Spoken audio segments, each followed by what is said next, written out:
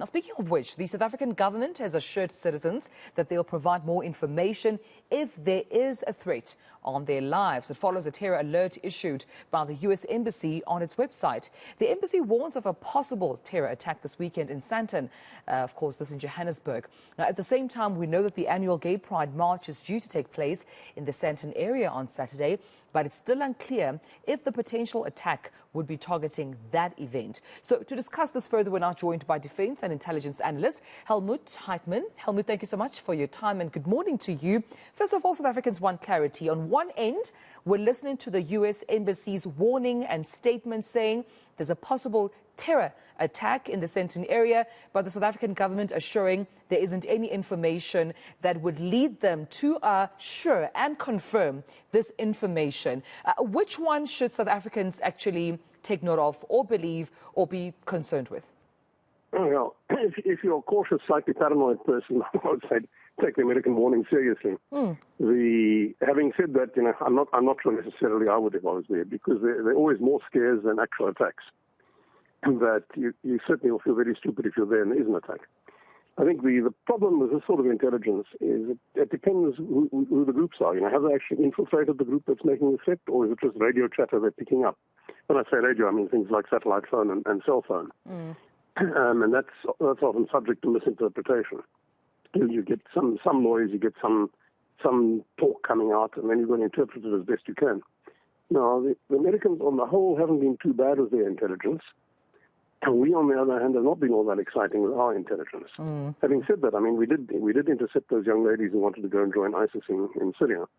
So clearly somebody in the intelligence world was doing their homework there. Yeah.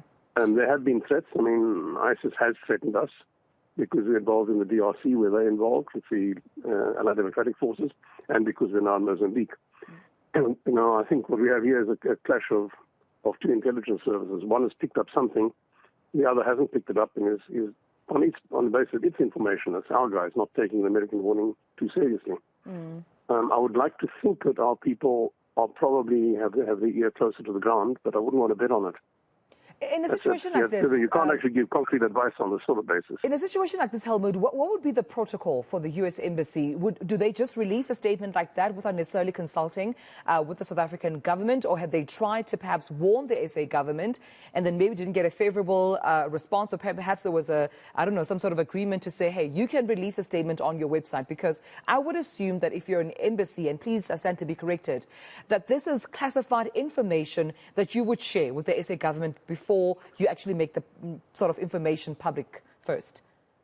Yes, I think, in fact, I would think that even before the embassy as such, the American intelligence services would have spoken to our people, picked up the phone and said, "Oi, we have this news, this is coming in, it's something." It may be that I would be very surprised if they didn't inform the South African intelligence services.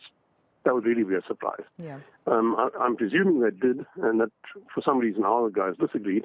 And then to play safe, on their part, they issued the statement. Because there are a lot of Americans in South Africa, and the only way really to get a message to all of them, I suppose, is with a public statement. And they are, on their end, I suppose they think if they have the information, they don't warn their countrymen, and somebody gets killed, they're going to get sued out of existence, apart from the actual fact of somebody getting hurt. So there's that disconnect. I mean, intelligence services often differ on how they interpret information. And we've got a difference here now. Who is the more reliable? On average, probably at this stage, the Americans, because our intelligence service was too disrupted for political reasons. So we're not sure just how competent some of our people are. They have been competent, as we've seen with the people they stopped going to Syria, but we've also had boo-boos. Yeah, and I'm glad you raised that point. I'm glad you raised that point, because I think that that's also the feeling, even from South Africans, at least most of them, who are expressing how they feel on social media. The question being, if indeed this warning is anything to go by and should be taken seriously, and there is indeed a potential threat, is our country ready for defence? Look, well, for defence, if it was an actual open military attack, the answer is no. In terms of countering terrorist attacks, we're probably not far behind a lot of other countries, but we are not as good as we should be. We have this notion, certainly at government level and in some of the public, we have this notion that because we offend Washington once a week, the ISIS and the radical Islamists will leave us alone. Now, that A, isn't true. B, of course, they're not just Islamist terrorists in the world. There are others too, although at the moment they're not an issue here. But if you look at it from a radical Islamist or an Islamist terrorist point of view, South Africa looks just like the United States. We just drive on the other side of the road and drive smaller cars. But, you know, we listen to the same music, go to the same movies, we eat the same food, we wear the same clothes. We're terribly Western. So for the Looney Tune fringe there, we're an obvious target. And because we think we aren't, we're a softer target than most. And my last question to you, Helmut, before I let you go.